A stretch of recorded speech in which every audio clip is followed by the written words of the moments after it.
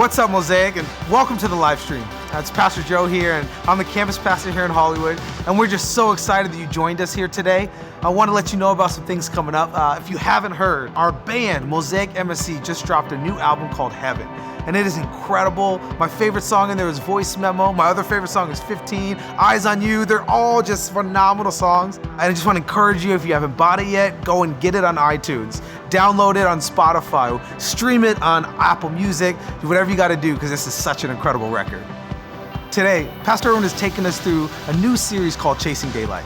And it's all about how we can seize the power of every moment and begin to live the life that we've always longed for.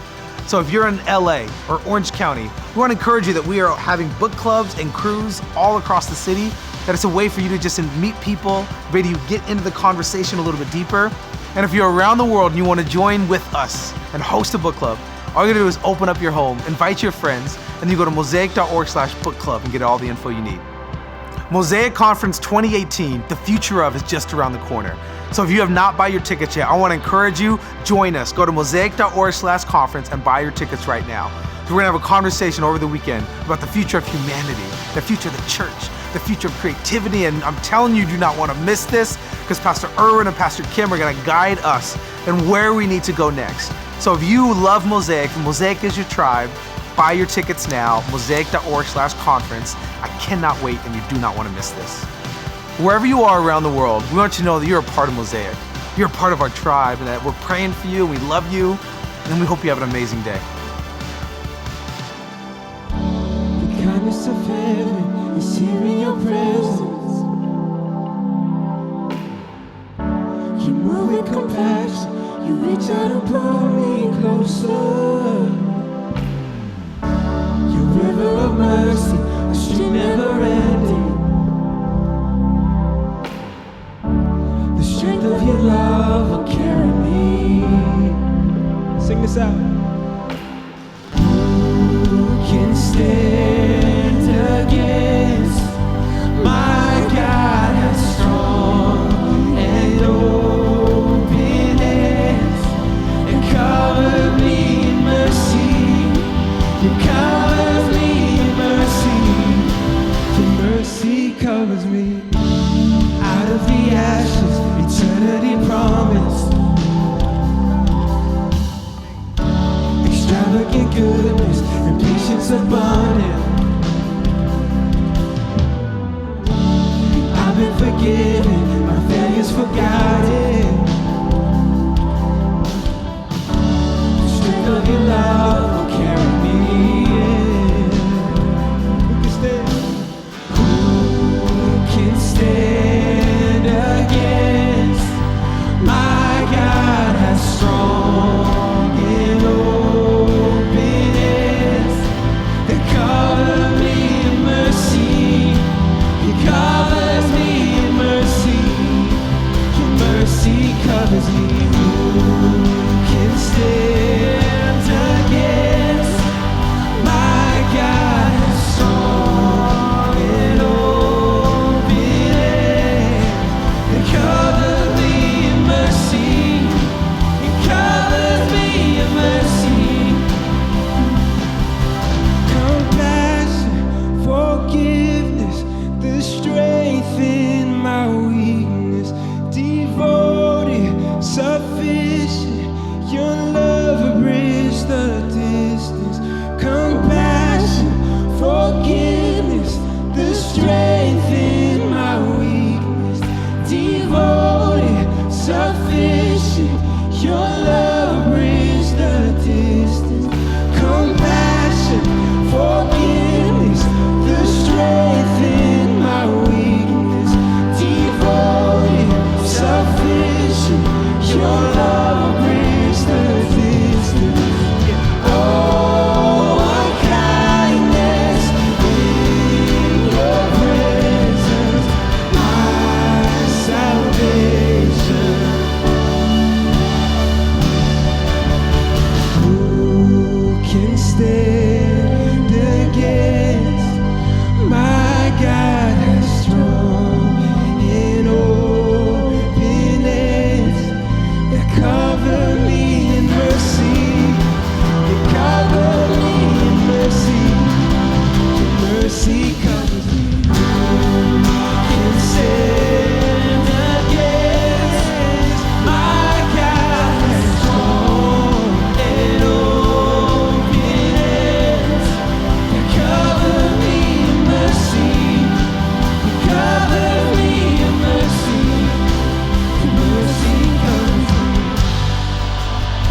sing this out, yeah.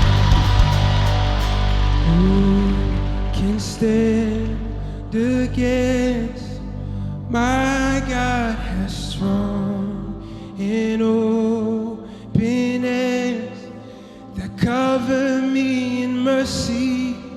You cover me in mercy. Your mercy covers me. Who can stand against my God is strong and open hands that cover me in mercy. You cover me in mercy. Your mercy covers me.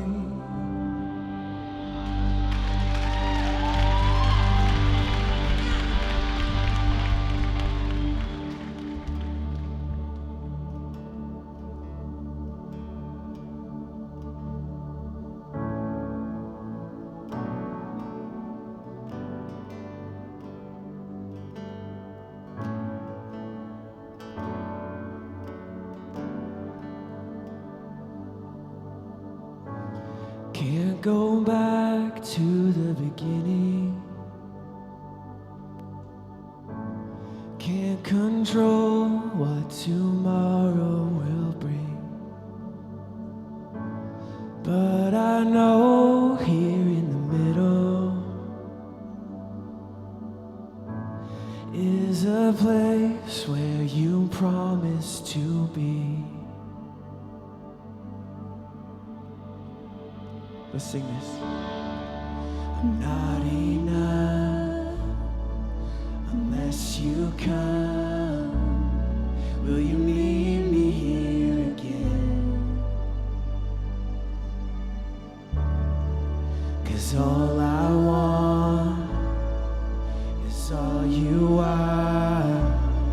Will you meet me here again?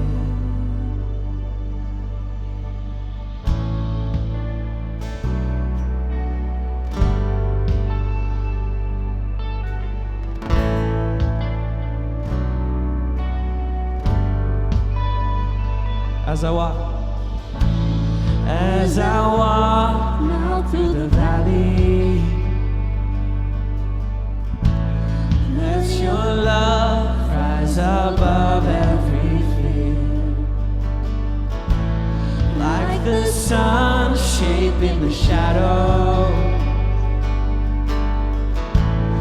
In my weakness, your glory appears.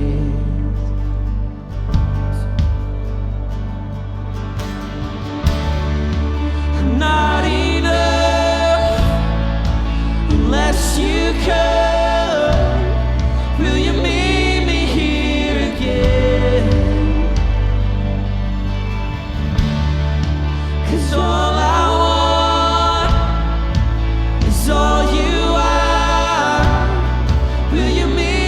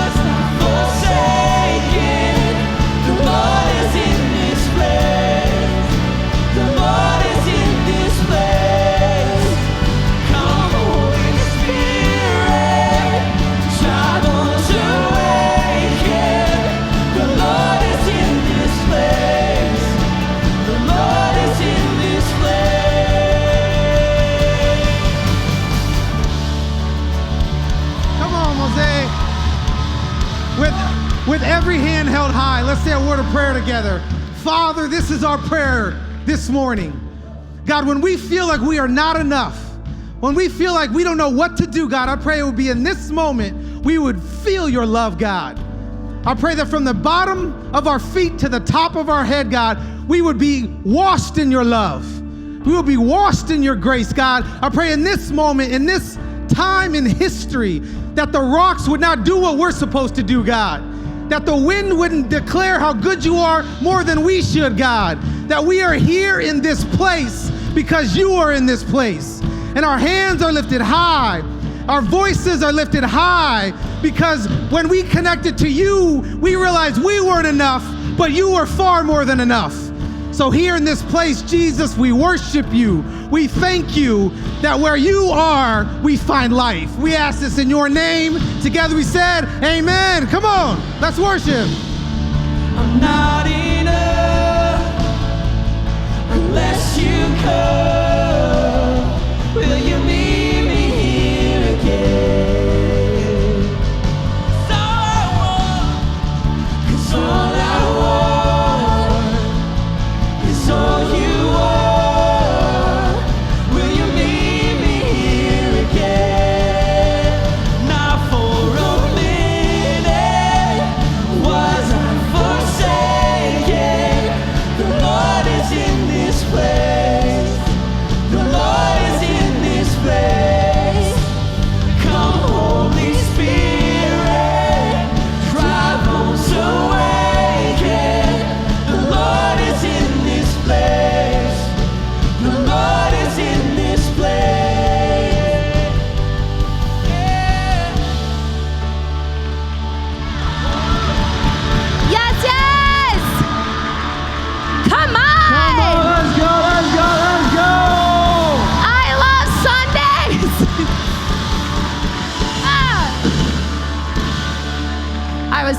off of my drummer hit. Welcome to Mosaic, everyone. How are we feeling? 12 o'clock.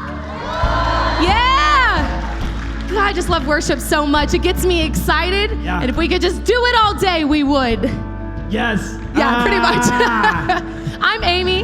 I serve with our production team. Hi, my name is Jamar, and I serve in the welcome team, and we just want to say welcome to Mosaic, welcome home. You belong here. Have a seat. Say hi to your neighbor. Say what's up. Say what's up. It's so good to see you. Give him a high five. Jamar, it's good to see you. Amy, it's so good to see you. I see Hi. you in your stripes. How you doing? High five. There we go. You doing good? Look at that pleasant way. Oh. Man, it feels good just to be at church on a Sunday. You guys look so great. We're so excited to be here. Jamar, it's you. Yeah. So, as you guys sat down, there are 2 cards that are on your seat. Hopefully you picked them up. And one says Connect. And this is a Connect card. This is our way of saying hi to you. There's a lot of you, but we want to see you. We want to know you. So fill it out, your name, your email. But another great way of just us getting to know you is by serving. One of the things we do here is serve. We love serving. We love giving back. And so there's all the teams you can join up on the screen. So many teams. But you serve on the... I serve on the broadcast team. And it is, you'll hear it from everyone on stage that we all serve on the best team, but it is because they're all the best teams and we're all like family. So if you want to be a part of something and join, come serve. It's great. And I serve in the welcome team. And so those guys are just out there. They there. got more shouts than my team. What's up? What's happening? Okay. It's okay. All right. It's all right, though. We all one team. But we want to see you guys. So grab this card and give it to a human being at the end of the gathering. For sure. There's also a prayer and praise card on your seat. We're a community that prays together. If you're going through something, we want to know. Our staff and our team leads, we do read these and we pray for you. Even in our midweek gathering, there's a special time where we come up and we'll have a prayer card and we pray specifically for someone because you might be going through something, but I guarantee you someone else in this room is going through something very similar. And so that's the power of prayer, so we can come together and fight battles together. So let us know what's going on. And if there's something great going on in your life, we want to celebrate with you too. So we do read these. We would love to hear from you. So fill this out also and turn it in the back. So I just want to pause. Pastor Amy here. Your hair is on fleek today. I don't know what it is. Thank you, Pastor But when Jamar. you were talking over here, and then you talked over here, and then you talked over here. When people talk about me, my face gets red. Thank you for, I love my hair. Thank you very much for the compliments. You know the brawn guy, the paper towel guy? If you look like him, hit me up, because... We're gonna transition to talk about conference. What's wrong with you? There's something really cool coming up, everyone. Not my dating life, but it's conference. Let's go. Come on. Yes. We are 3 weeks out. 3 weeks. 3 weeks away. Conference, it is the future of. This is where we get to come together. This is if you want to get in the hot fire center of what is happening here at Mosaic, as you can tell, we are growing, we are spreading. We want you to be a part of that. So conference is happening less than 3 weeks away, the future of. This is where it begins to shift. Something will shift in your life. Yeah. Something will shift here as us, as a tribe, as a Mosaic. So we want to invite you to that. Don't go, less than 3 weeks, I have plenty of time. Actually go sign up, get your tickets today, because it's gonna sell out, and on the verge of selling out, and we want you there. People are coming from all over the world to come see what we're doing, and by what we're doing is what we are doing. So come be a part of it, future of. Yeah, to get a little taste of what conference is gonna be like, check this out.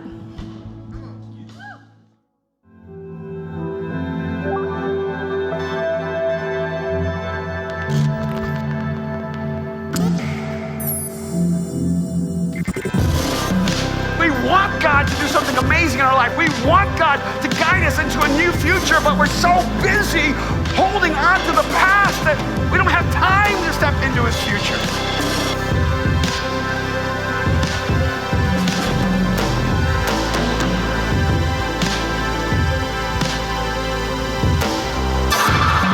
So your destiny doesn't already exist waiting for you. Your destiny is waiting for you to create it.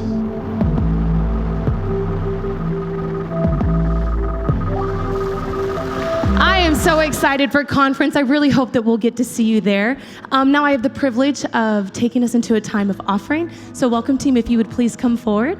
I'd love to take us into a scripture in Matthew. It's been something that I've been reading for over a month now, and I feel like God has been showing me new revelations through this passage, just through different experiences, and I really felt like I saw this scripture come to life this past week, so I'd love to share it with you. So it's in Matthew 5. Here's another way to put it. You're here to be light, bringing out the God colors in the world. God is not a secret to be kept. Keep open house. Be generous with your lives. By opening up to others, you'll prompt people to open up with God, this generous Father in heaven. This last Tuesday, we were in Seattle for Mosaic Seattle Worship Night, and it was so awesome. I mean, I don't really know how to fully describe it, but what started as an event for maybe 350 people, it turned into this worship experience and movement for 1,200. And it was crazy to see what God did. Now, it was a free event, for everyone who attended, but the really cool thing is that it wasn't a free event. It was paid for by love, it was paid for through sacrifice, and it was paid for through the giving of everyone who was so committed to what Mosaic is doing. And every person that I met, they would come up and they said, we're just looking for a place to call home. We're looking for a place to belong, and we feel like this is it. And it's so great when you have those conversations, because that's what makes it so real for me. This is why we give. We give so that 1,200 people in Seattle will know that there is a God who is fighting for them. We give so that we can open up a Mosaic Venice. We give so that there's a Mosaic Mexico. We give so that we don't keep God as a secret for ourselves and what God can do for us, but we give because He is a secret to be shared with the world. And it's something that I felt in my bones. I love how it says, you're here to be light, bringing out the God colors in the world. Seattle was a beautiful night. It was a colorful night.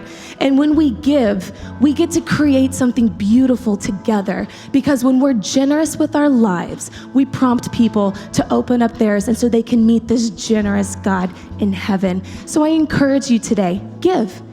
Give so that we can do more. Give so there's more Mosaic Seattle nights. Give so there will be a Mosaic China, Tokyo, Paris, Portland, Nashville. I could list more, but I'm not good with geography, so I'm probably gonna forget. But we give because it's not just for us, it's for others, yeah? Let's go ahead and pass the buckets. There are many ways that you can give. We do try to make it practical and easy for you. You can text the word Mosaic to 77977. You can give online through the app, and of course through the buckets that are being passed by. While you are giving, there are so many ways that we want to be sure that you do get connected and involved with all that's happening here at Mosaic. So take a look at Church News.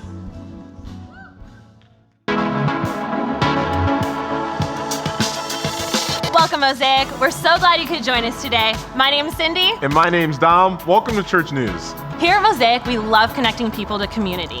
So make sure to turn in that Connect card after the gathering, and don't forget to follow us on Instagram. The Mosaic app is a great resource. You can set up recurring giving, and you can also find our daily devotional Deep with amazing words from our pastors.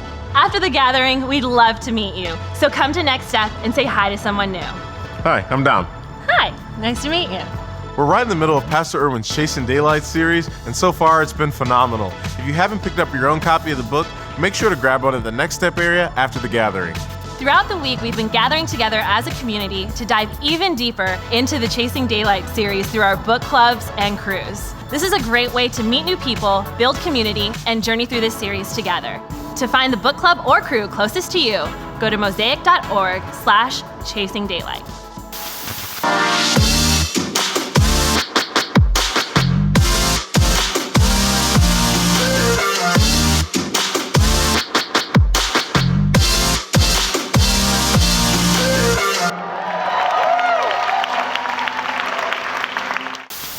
In case you haven't heard yet, our band, Mosaic MSC, just released a brand new album called Heaven. See what I got right there? No, like seriously, like zoom in right there. Come on now. Man, I love this album. I've been listening to it nonstop since we had it, so go buy it, stream it, download it, do whatever you have to do, and check out this sample.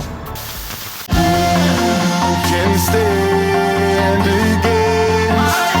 My God is strong and open hands. They cover me in mercy. This week, we had our first Mosaic night in Seattle, and it was epic. I mean, the room was packed, people from all across the Pacific Northwest. There was a line around the block, and even people at the venue came and told us, they said, we've never seen a line like this. We've never seen so much energy and excitement. It was incredible. Now, we are so excited for all that God's doing in Seattle. Mosaic night in Seattle is coming at you soon. Check this out. We're at Mosaic Night in Seattle, Mosaic X Seattle. We just wanted you to say hi to some people.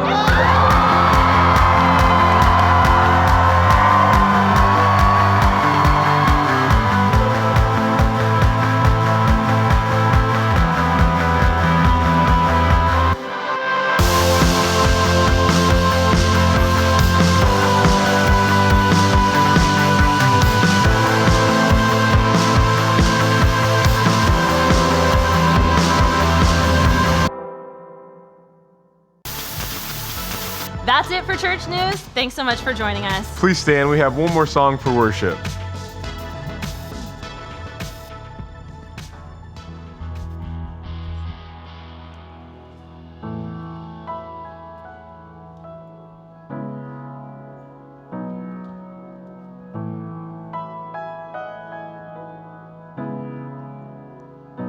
He has walked upon the open waters. The sea was calm with just a word from him. He has fought the raging war of sorrow. When he speaks, a whisper shouts within. I see a miracle in an empty grave. The one we thought was dead has come to life again. I see a miracle in every chain you break. The power of heaven roaring within me.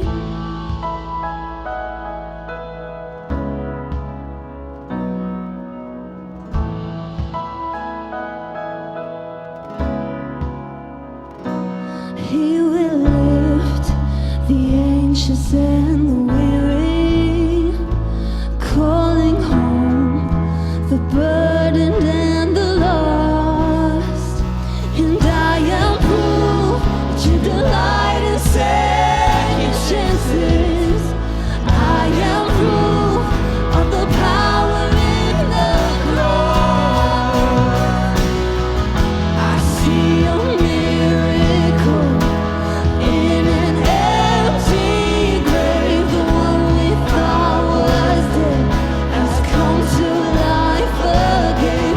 I see a miracle in every chain you break. The power of heaven roaring within me.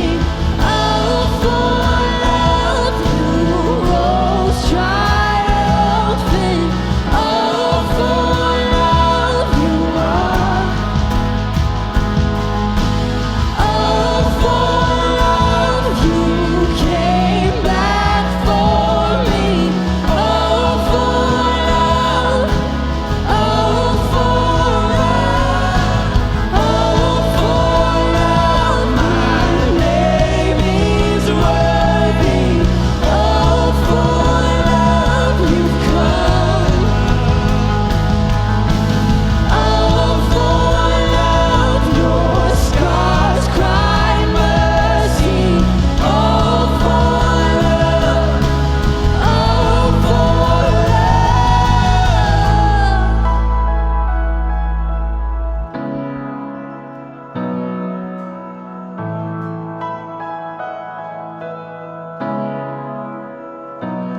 Jesus Christ, passion is his name. He traded all his glory for our shame. And like he rose in freedom from the ashes,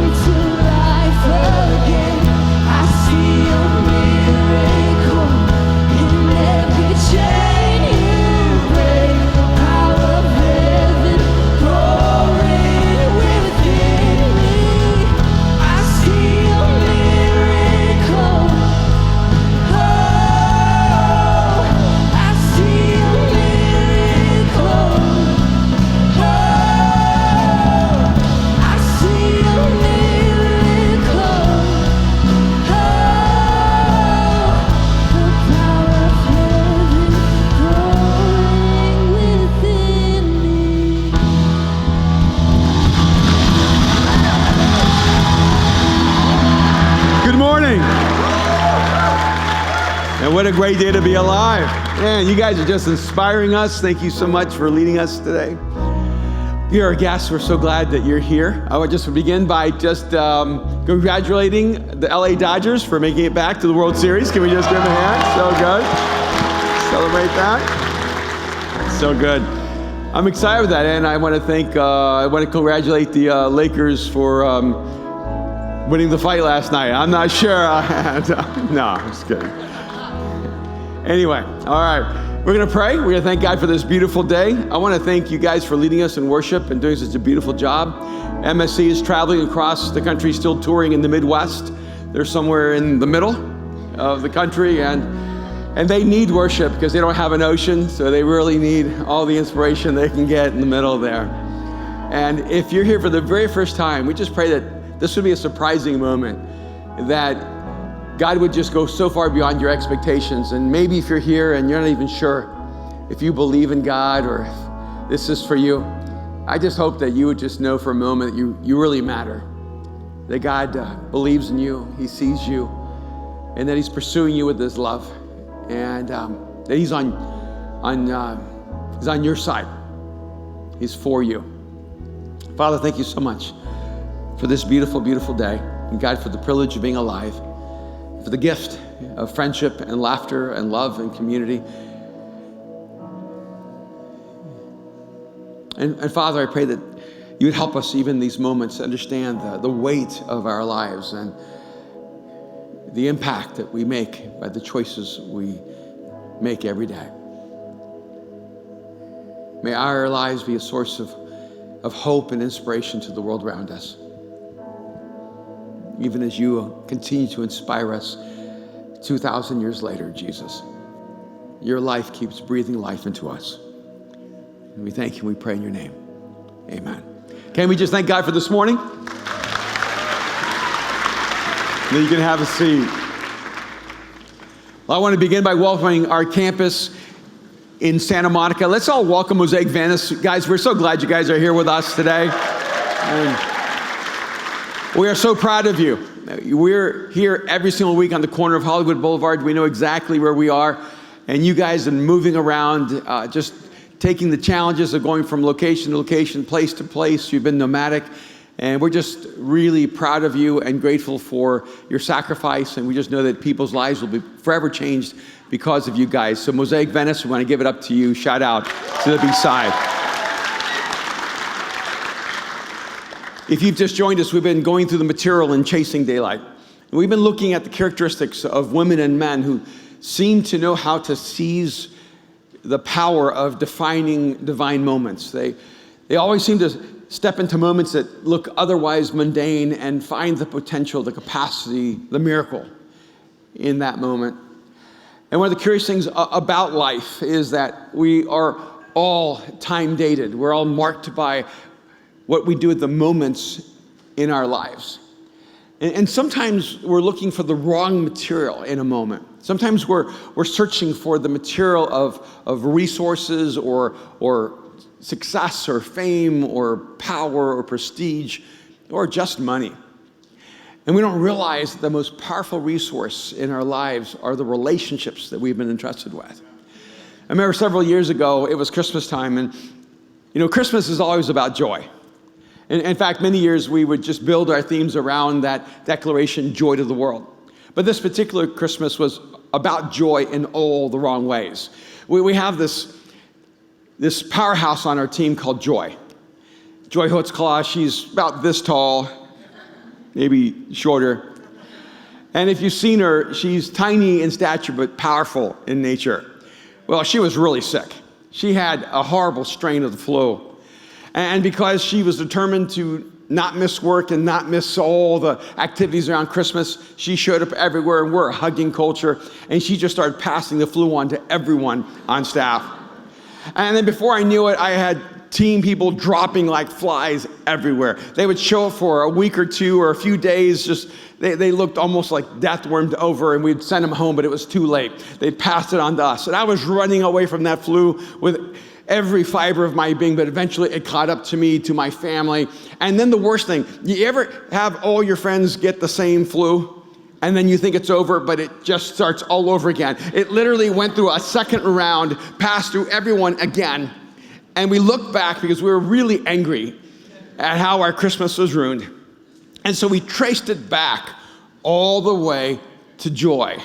And we knew it was all because of her.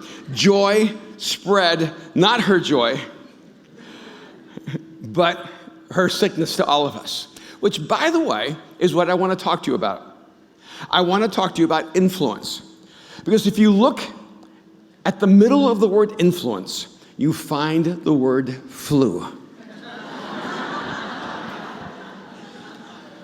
Because the same word from which we get flu, influenza, is the same word we get influence. Because influence spreads like a virus.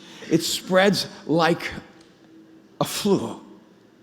And when you have influenza, you pass it on. And by the way, all of us have more influence than we know, because one of the unique things about influence is that it's invisible. It is unseen. You actually don't know you have influence until you see the outcome in someone else's life. And once it's passed on, then you can see what's inside of you. One of the peculiar things about humans is that it's hard to actually see inside of a human. But if you can just grab the 4 or 5 people most influenced by a human, you can know everything inside of that human. The best way to know something about someone is to look at the people around that someone. I don't even need to interview you. I just need to interview the 4 or 5 people most influenced by you, and I can know what's inside of you. See, one of the powerful things about divine moments, about defining moments, is that they're not just about opportunities and possibilities. They're not just about resources and possessions. The most powerful ingredients in the moments that affect everything are people. And one of the things that you'll look back on as you begin to assess your life is that there will be different times in your life you'll have more things and fewer things, more success and less success. You'll have more fame and less fame, but your life in the end will not be measured by those factors. Your life will be measured by the influence you've had on people and what kind of influence you've had on them. We've been looking at this passage in 1 Samuel chapter 14, the story of Saul and his son Jonathan. They were at a defining moment in their lives. They were at war against the Philistines, but Saul knew that in his own power and ability, he could never conquer the Philistines, so he decided to do nothing. Jonathan instead felt this overwhelming sense of urgency, woke up his armor bearer in the middle of the night and said, let's go pick a fight. And this is where we're gonna pick up, because we're passing through this moment and looking through the life of Jonathan and how to capture our divine moments. It tells us that in verse 4, on each side of the passage Jonathan was walking through, or intended to walk through,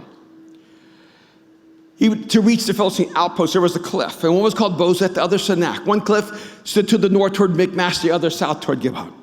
And then Jonathan said to his young armor bearer, come, let's go over to the outpost of those uncircumcised men. Perhaps the Lord will act in our behalf. Nothing can hinder the Lord from saving, whether by many or by few. Now here's the part I want us to focus on. He wakes up his armor bearer. He tells him, let's go pick a fight. Let's go to war against the Philistines. Let's take the limited resources we have. Jonathan only had one sword, and his armor bearer was carrying it. They're going to face tens of thousands of soldiers carrying weapons and having chariots and horses. There was no way he could ever pull this off without God somehow showing up. And he wakes up his armor bearer and he says, let's go pick a fight. And his armor bearer responds in verse 7, do all that you have in mind. Go ahead. I am with you, heart and soul. What an incredible response. Do everything you have in mind. I am with you, heart and soul. Imagine having someone in your life that no matter what you proposed, no matter how crazy your idea was, no matter how likely it was that you were going to fail, that they looked at you and said, let's go, I'm with you.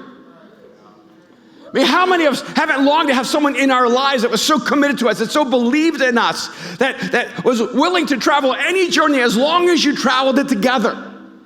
See, a huge part of our misunderstanding of pursuing our dreams, of pursuing our intention, our purpose, our vision in life, is that we think that what we want out of life is more important than the people who are in our lives. And so oftentimes we've pursued our goals and have actually surrendered our relationships.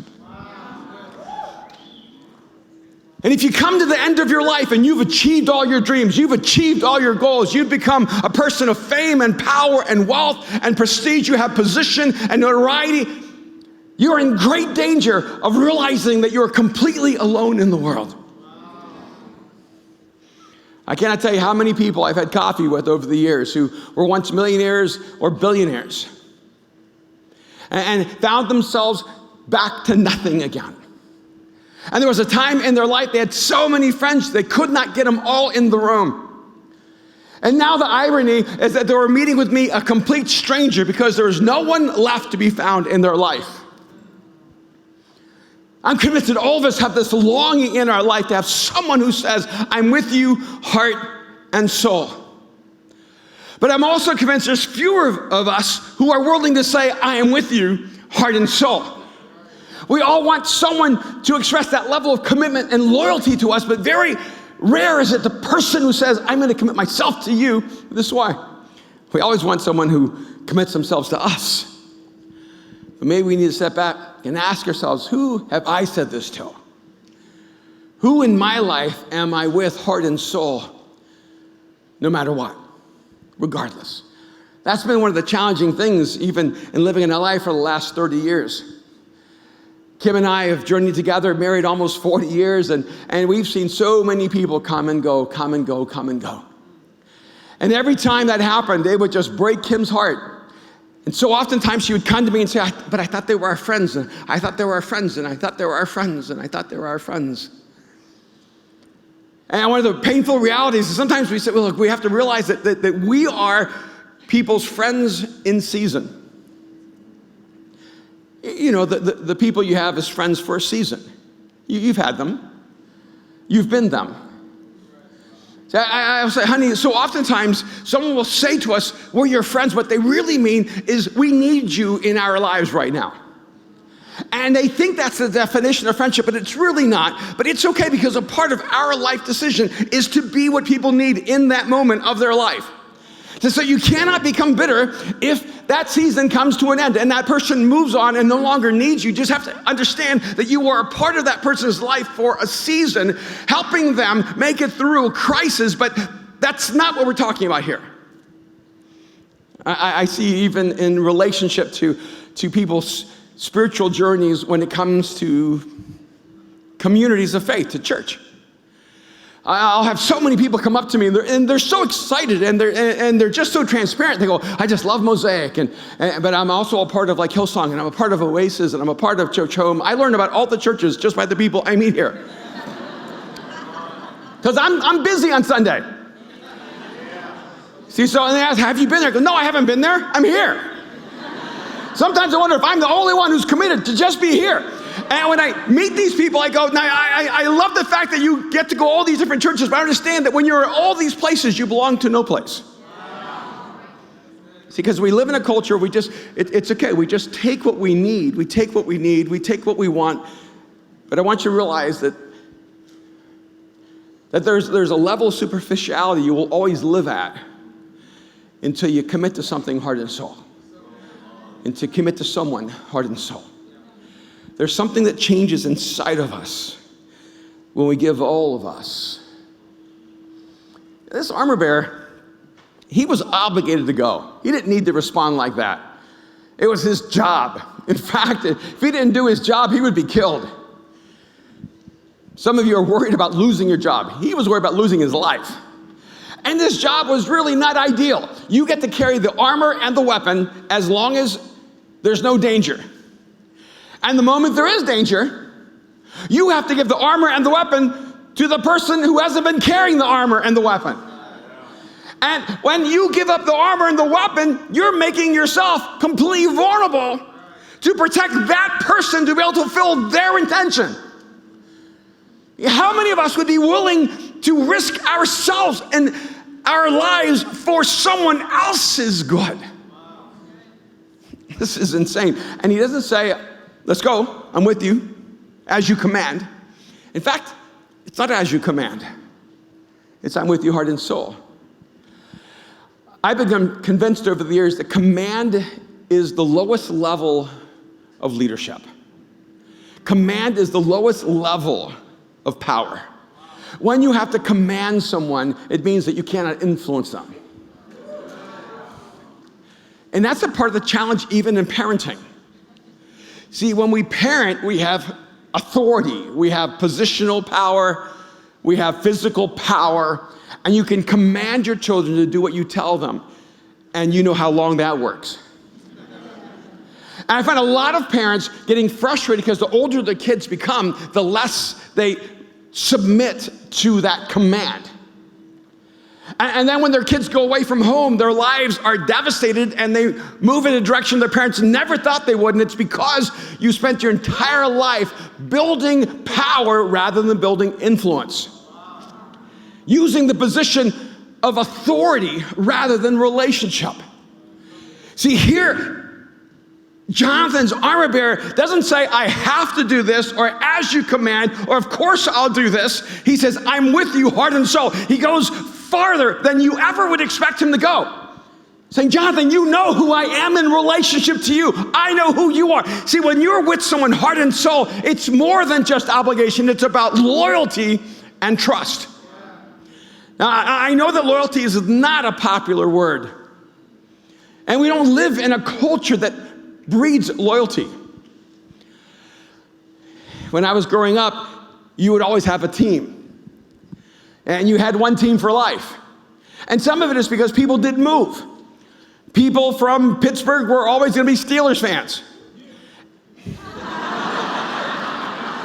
But here you are in LA. But people move. And Cowboy fans, those Dallas fans are always going to be Cowboy fans.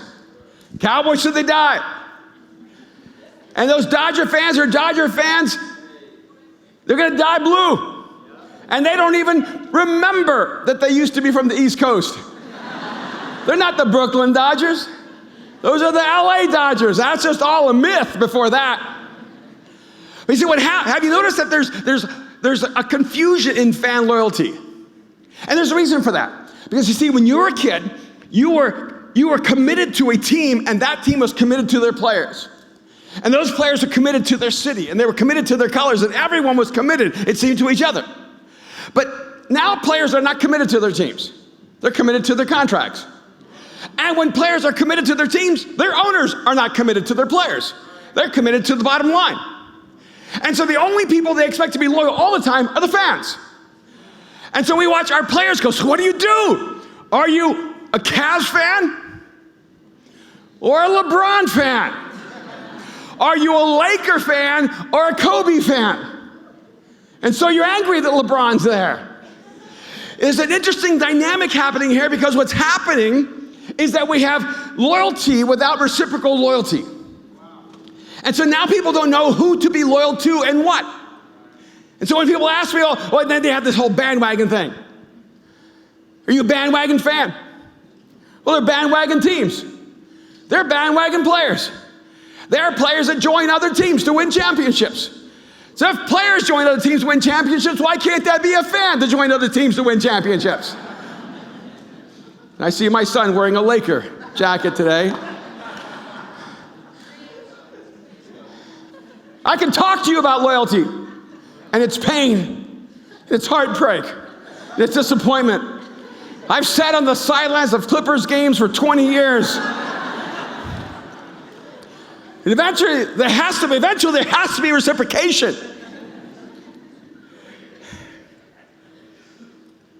And it's okay if you choose different teams. It's okay if you choose different colors, but what happens when you treat people as if they're disposable? And there's just no one in your life you're committed to heart and soul. Is it possible that no one's committed to you heart and soul because you've not committed yourself heart and soul? See, I know that this is supposed to be more than a place where we sit in the same room and listen to the same message and sing the same songs. What God wants to do is he wants to create a people who move together, who are committed to each other, who when they hear, let's go, they say, I'm with you, heart and soul. There's something powerful and something beautiful here. But that influence it's so subversive. Because you can see a person's power. Saul had power. Saul had authority. Saul had wealth. He had position. Saul had everything that we normally aspire to have. All Jonathan had was influence. And so he influenced the one person he could invite to go with him, who was not obligated to go, but would choose to go with him. And that young armor bearer, whose name we do not even know, makes one of the most profound and powerful commitments a human being can make. I'm loyal to you, and I trust you. I'm with you, heart and soul. There's just something so empowering about having a human being who says, I don't even get your idea, but I get you. I don't even know if this is going to work, but I would rather fail with you than succeed without you. So there has to be people in your life, you're saying it's not about the bottom line. It's not about the outcome. It's not about whether we have the guaranteed win. I just want to do life together. And that's who you're going to influence.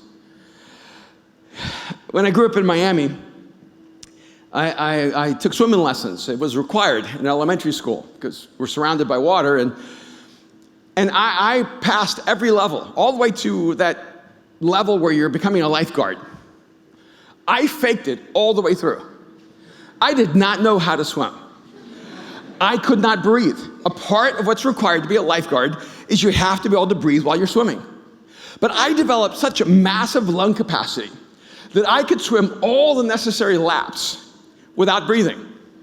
I could breathe just enough on the turns to swim the entire pool without breathing again, and then swim and breathe in the turn, and I'd fake it. I just pretend. I would turn my head because I knew they were watching me, so I went through the motions. Anybody know what I'm talking about? And so I knew all the timing. But it wasn't that I didn't try to breathe, I couldn't breathe. Something's come easily to me, and maybe nothing comes easy to me, but something's come at me really hard. I'm not good at following instructions. The instructions everyone else thinks are simple, for me, are incredibly complex. And so when we're swimming, they're teaching us to breathe. They said, now, every time you turn your head, lift it out of the water and breathe. And then take strokes and then breathe. And then take another stroke and then breathe. See, I took that literally. I thought you breathe only when your head comes out of the water. And of course, you don't breathe underwater. That would be unhealthy. But it's not true. You see, if you only breathe when your head comes out of the water, you're incapable of breathing. Because there are two sides to breathing. There's two dynamics. You have to breathe in, and you have to breathe out. You have to breathe in, and you have to breathe out. You have to inhale, and you have to exhale. And they didn't tell me to breathe in the water. They should have been more specific. You exhale when you come out. No. You see? This is the problem. You inhale when you turn out, and you exhale when you're in the water. But that's breathing too. Right now, everybody breathe. See, you're all inhaling. You don't understand. There are two sides to breathing. Breathing is not just inhaling. Breathing is exhaling. And the moment I told you to breathe, it was sort of a moot point because you were already breathing. Some of you went, as if you'd not been breathing the entire time. It's so unconscious and so natural to who we are, we don't even realize we're breathing. And when you're talking, you're actually exhaling. But you're not inhaling. You ever seen people who talk so much that they lose their breath? And you go, breathe. Breathe. See, if you keep losing your breath, it's because you don't listen. Listeners inhale a lot. Communicators, talkers, exhale a lot. If you're going to live, you have to learn to breathe in and breathe out. Breathe in and breathe out. That's the power of influence. But here's the problem. All of us are influenced. We all breathe in, and all of us influence. We all breathe out. If they had just made, it took me 50 years. to finally figure out why I couldn't swim. Because for 50 years, I inhaled and held my breath and swam. Tried to inhale, and it was impossible. And I thought every time I would start suffocating, and I thought it was because I couldn't get the air into my lungs. And I thought it was because of the water. I thought it was because of the water splashing. It wasn't. It's because my lungs were still full. Because I was so afraid to breathe underwater that I never exhaled. Why didn't they give me some like visible methodologies like blow bubbles? I would have gotten that. When you're in the water, blow bubbles.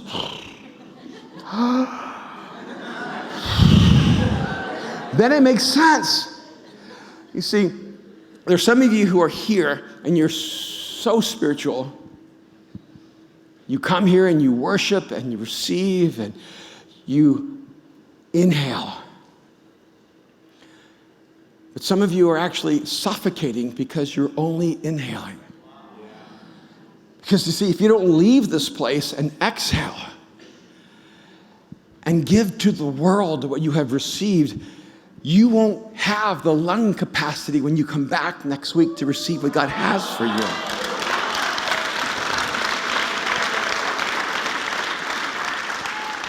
See, everything God breathes into you, you're supposed to breathe out into the world. So I made a decision. You ever just decide, I'm going to try to just have influence, breathe into something. And so a couple of years ago, when I saw that LAFC was building a stadium, the soccer team and football team, and I love sports. I mean, I love science, I love physics, I love botany, I love fashion, I love film, but I love sports. And when I saw their branding, I thought, this branding is just spot on. It just matched everything, marketing, fashion, sports, and LA, which I love. And so I started following them on Instagram, and I didn't even know at first what it was. Then I realized, oh, it's a soccer team. Then I realized, oh, it's an MLS soccer team coming. And I thought, oh, this is amazing. And then I met Addie over in Venice at Mosaic, and she worked for LAFC. And I thought, oh, relationships, influence. This is the way divine moments unwrap. So I just thought, we'll have a little conversation. I love football. And I'd love to get tickets. I want to buy tickets in where the owners are. And she goes, well, I'll try to help you do that. I didn't even know how much it would cost. I just thought, I'm going to try to get to where the owners are so that there's proximity of life, because you can't exhale life into someone if you're not within breathing distance. And so I thought, okay, I'm going to try to get in within the space where there can be some mouth-to-mouth resuscitation of life. It didn't happen. I didn't have enough influence, neither did she. And so she goes, well, this section's full. I said, try to get this section. This section's full. Try to get this section. No, you didn't qualify for this section. Try to. So I'm in the regular section. And so I went, okay, I'm going to buy 4 tickets. And I thought, okay, I wanted to be there, but I'm here. I want to influence someone there, but I'm going to influence her. So I thought, okay, me and Aaron go. We can take 2 people. We can influence 2 people. You ever feel like you don't have enough influence in the world? You can't really do something significant because God hasn't given you a sphere of influence. Here's the thing. If he just gives you one person to breathe into, then just breathe into that one person. So we started going to the games, inviting people to go. And it wasn't just about football. It's about life. And then one day we invited 2 of our friends. And I didn't realize that when they were going with us, they were sort of like slumming it. Because they were used to sitting in a better section, but they came and sat with me, and the whole time they were there like, hey, you sure you don't want to go to, up to the other section, like the director's box? They go, no, I'm good with my seats, and they go, no, we do, but we can go up there, and I said, no, it's fine. Well, we could eat up there. I go, no, we just eat here, with the commoners, and after a while I realized, oh, they want to go up there, isn't that right? And because they're right here, and then they text one of their friends who is one of the owners, and they said, hey, can we come up? We want to say hi. And they said yes, and they thought they had their kids with them. We were their children that day. And then when they took us up to the director's box, I didn't actually want to go. They kept saying, do you want to go? I said, no, I don't want to go. Do you want to go? I said, no, I don't want to go. You ever just say, God, use me this way? And then when he says, okay, you go, no, not really, not really.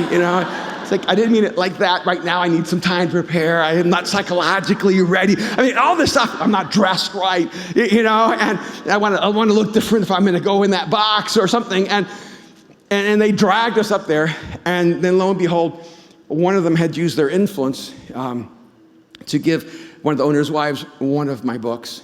And she'd been reading the book, and she seemed more excited to meet me than I was to meet her. And I realized that we were passing life to life to life. And so we have this friendship, and we breathe into Jerome and Angela. Jerome and Angela breathe into us. They breathe into other people. Then they bring us in proximity, and we're passing the flu all to each other. And then while we're up there, the owner's wife said, hey, now you know me, so if you ever want to come up here, you can come up here. And that was such a gracious invitation, but I'm not really built like that. I always know that if you don't want to overstay, you're welcome. And so I always try to make sure in every relationship I contribute more than maybe is given.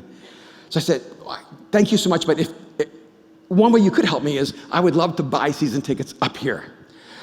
Honestly, I didn't even know how much it would cost. I didn't mention it to my wife. I just thought, I'm just going to do this if it ever opens up. But I didn't think it would open up right away. The next day I get an email. Next thing I know, I'm having an offer to get seats. So I took them all. And we went up there, and then I met Peter Peter Guber. And he started talking about how it was delicious. How soccer was delicious, LAFC is delicious, this stadium is delicious, and I shared that message here. And then they shared that message with their ownership. And then evidently they have like a stand of like 3,200 people, and they shared the message with the people who were in that section of the stands. And so we didn't even realize it, but just through the relationships of two people, touching just one or two people, began to touch thousands of people. And then I was at a game, and they had Gerard Butler there from 300. I know, I remind you so much of him. Yeah. One of my friends took his wife to see that movie, side note. And when she saw Gerard Butler, she looked at her husband and said, I didn't know a man could be so beautiful. He said he didn't know how to respond to that. And so they did like this huge kind of moment where he expressed his experience at LAFC.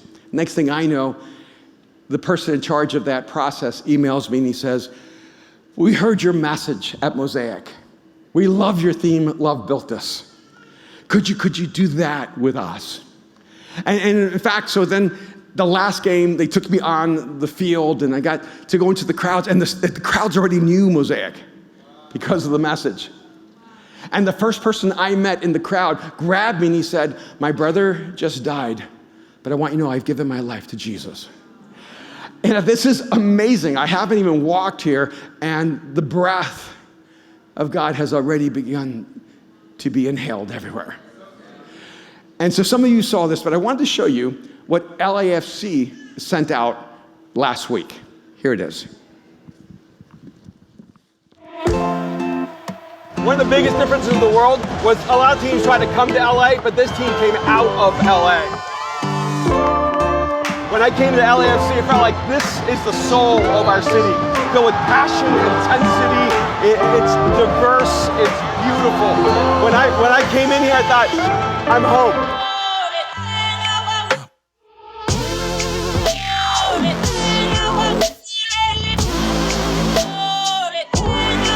This was built by love. I knew it was built with passion. When I walked in this space, I said, no, love built this. This is a community. This is a family. This is a tribe. What's going on behind me is insane. They are raving fans. That is passion, excitement, zeal, enthusiasm, love is happening right behind me. This is unbelievable. This is LA.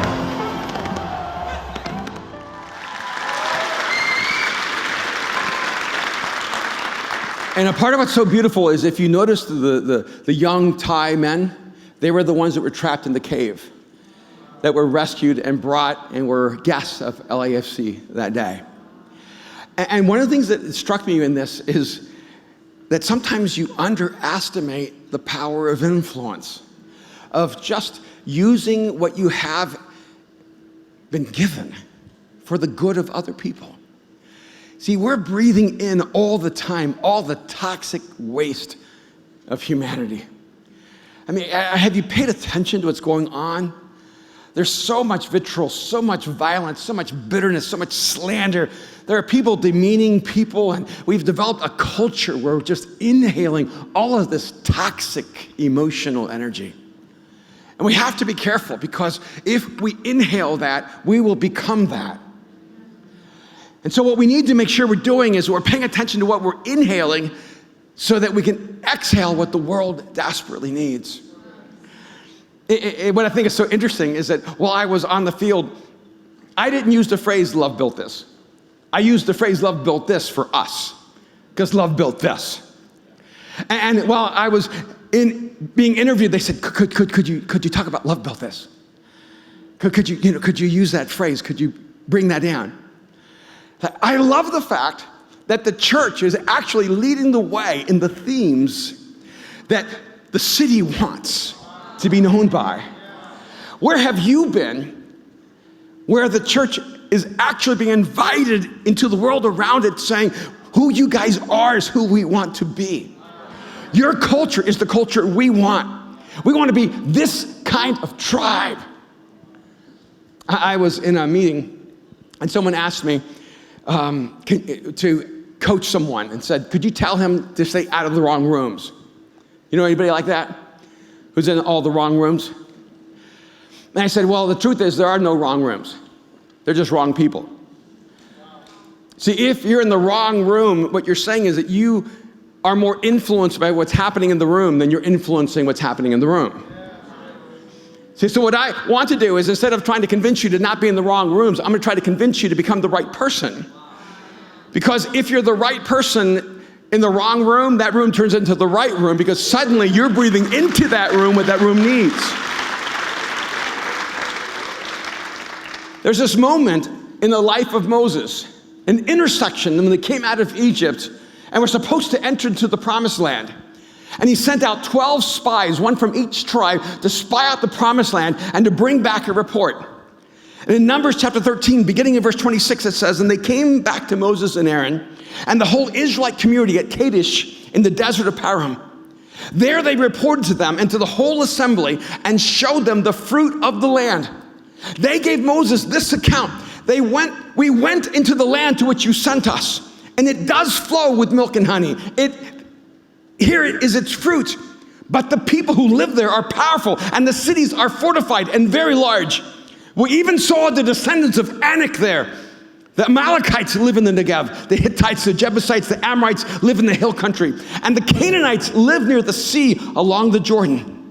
Then Caleb silenced the people before Moses and said, we should go up and take possession of the land, for we can certainly do it. But the men who had gone up with him said, we can't attack these people. They are stronger than we are.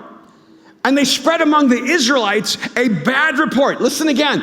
And they spread among the Israelites a bad report about the land that they had explored. They had a flu that spread like a virus. And they said, the land we explored devours those living in it, and all the people we saw there are of great size. We saw the Nephilim there. The descendants of Anak come from the Nephilim, the giants. We seemed like grasshoppers in our own eyes, and we looked the same to them. And so you had 10 men who came back and said, everything you told us about the land is true. It is flowing with milk and honey. It is filled with opportunity and possibility. There is a divine moment there, but the problem is that there are giants between us and that moment. There are giants between us and that opportunity. So our recommendation is run for your life. Settle for less. Don't take the land. Our recommendation is let's wander in the wilderness and pretend we are less than we are and have been given less than we have and been promised less than we receive. Only two of them, Caleb and Joshua, said everything they're saying is right. The land is flowing with milk and honey. And yes, there are giants in the land.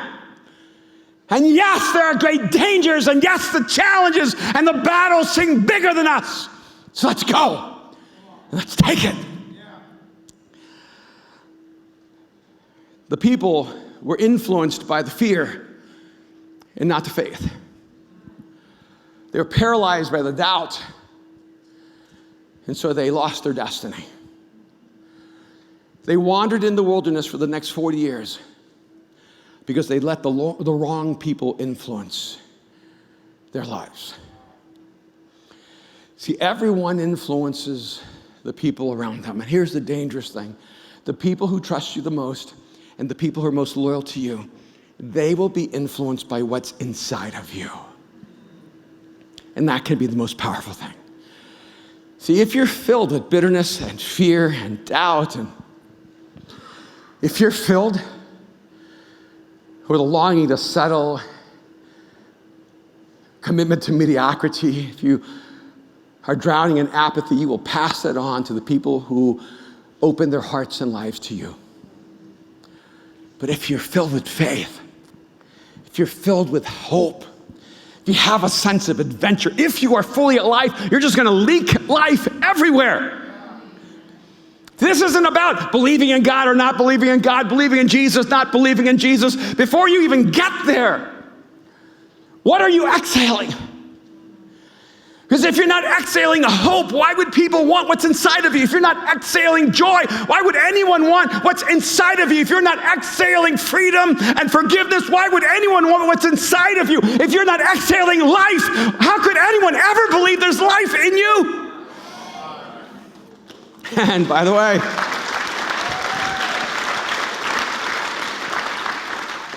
and when you do, breathe in the life that God has for you and breathe it out to the world around you.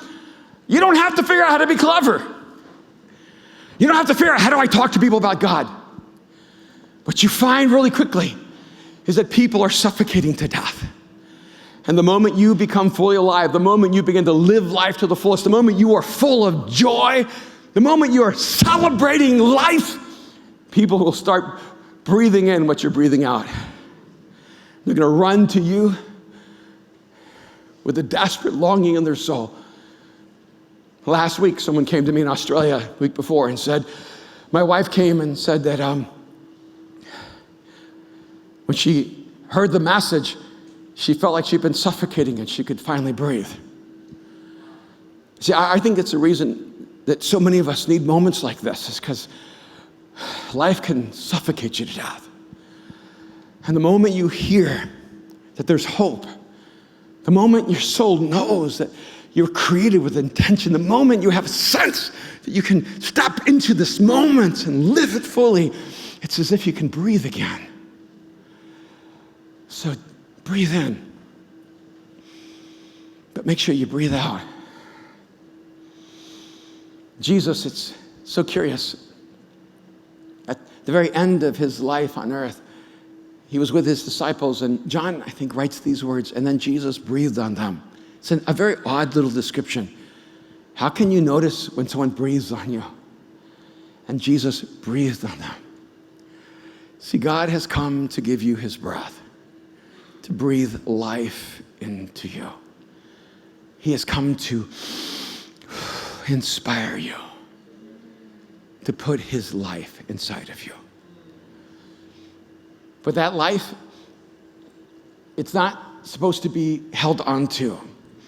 You're not supposed to hold your breath because you're afraid to lose it. Life is best lived when you inhale and exhale. You have influence, by the way. Everything you do has influence.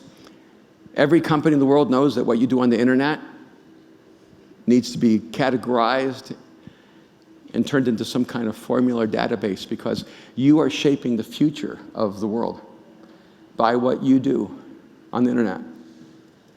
You have influence. Where you eat determines which restaurants stay open and which ones close their doors. By the way, what you eat in those restaurants determines what stays on the menu and what doesn't. What you watch on television decides what gets picked up and what gets canceled. How you spend your money decides what matters in the world and what doesn't matter in the world. Everything you do is an act of influence. It is an extension of who you are. So isn't it a good place to begin? To breathe deeply of Jesus. To breathe deeply of his love, of his forgiveness, of his life. So that you have life and love, forgiveness to give to the world. Would you just bow your heads with me just for a moment? Just close your eyes.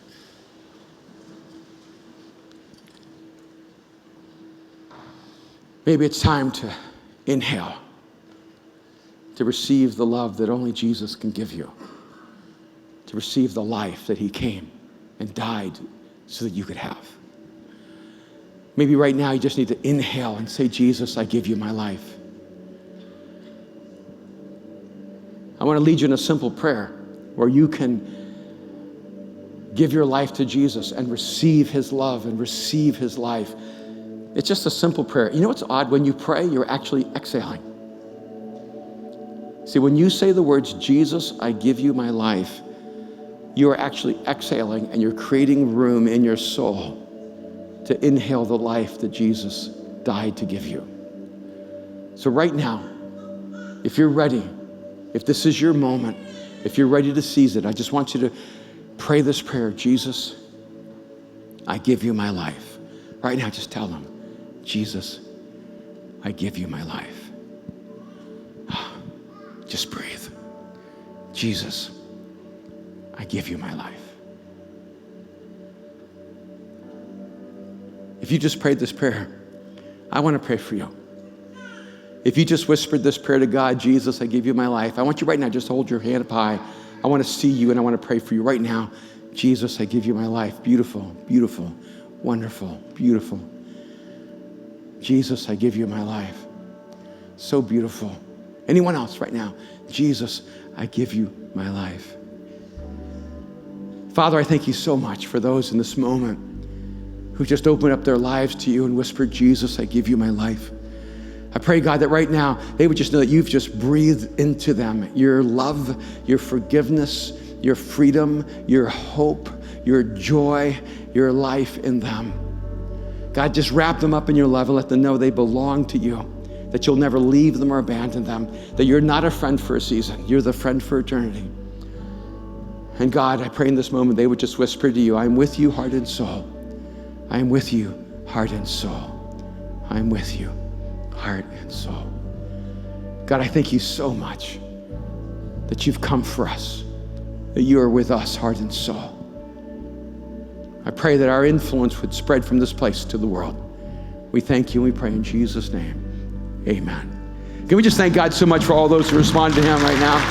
So beautiful, so good. We're gonna sing one last song. We have a couple of quick instructions about things coming up. I just want to encourage you this week. I want you to exhale life. I want you this week, if you're ever tempted just to be negative, be positive. I want you to inspire people. I want you to speak life into people. I want you to speak hope into people. I want you to take moments, take the risk, and just encourage people.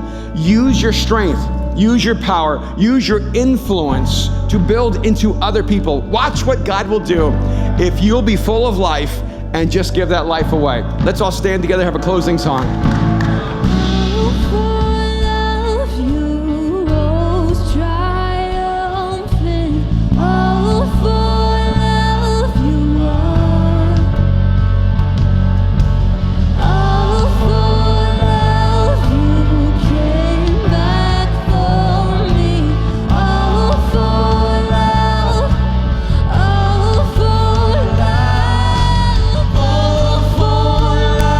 My name is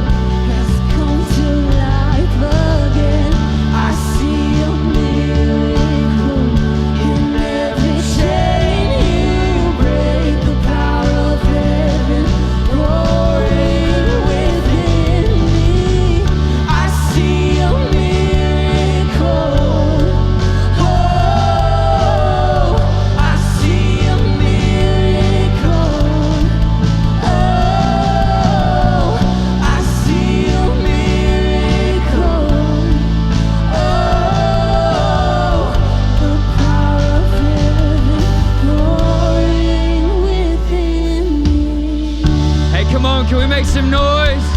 Can we just thank Pastor Erwin for that incredible message? Come on, I have to believe you can make more noise than that. Come on. You're awake. Man. How you doing?